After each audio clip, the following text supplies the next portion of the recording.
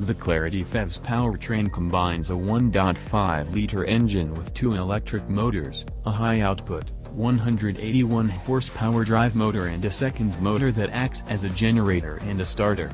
The gasoline engine runs on the Atkinson cycle and achieves an impressive thermal efficiency of 40%, which is greater than any other engine we can think of, and Honda claims it's a world beater for a production vehicle. Its lithium-ion battery pack has a capacity of 17 kWh. The result is 212 total system horsepower, 232 pound-feet of torque, 47 miles of electric driving range, and a total range of 340 miles. EPA rates it at 110 GNEV mode, and 44 city/40 highway/42 combined overall. This is the first time your author had actually seen any of the Clarity series in person, and it comes off as much more approachable than it does in photos. Indeed, there are even subtle, catching details that not only please the eye, but serve a useful function. The ducts that move air past the wheels are especially interesting. They beg the eye to trace a path around the vehicle, and the inlets in the rear doors are particularly fanciful. Our other favorite detail dealt not with aerodynamics, but vision. Peering into the massive trunk of the Clarity PHEV, we noticed a small strip of glass that allows one to see into the cabin. From the driver's seat, this actually allows your line of sight from the rear view mirror to pass through the trunk into the road behind the car.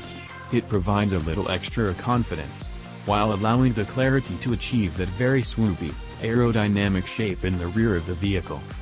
Interesting looking sheet metal and an advanced powertrain are compelling reasons enough to take note, and maybe a test drive, of the Clarity, but the really impressive thing here is the car's interior. Particularly in the touring trim level, the look and feel of the Clarity's cabin is perhaps the best we've seen in recent memory in a car bearing the Honda badge. The interior comes in ivory white or black, we preferred the white. The design is conservative, pepped up by clever styling. The Touring combines a plastic that does a fine impression of wood grain with strips of ultrasuede throughout, including across the dash. The floating central touchscreen doesn't feature any wacky surrounds, and looks simple and uncluttered on the dash.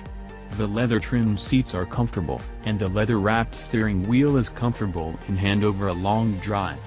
The shift buttons on the lower part of the center console are the only things that look a little out of place, but the open area below them makes for useful, accessible storage.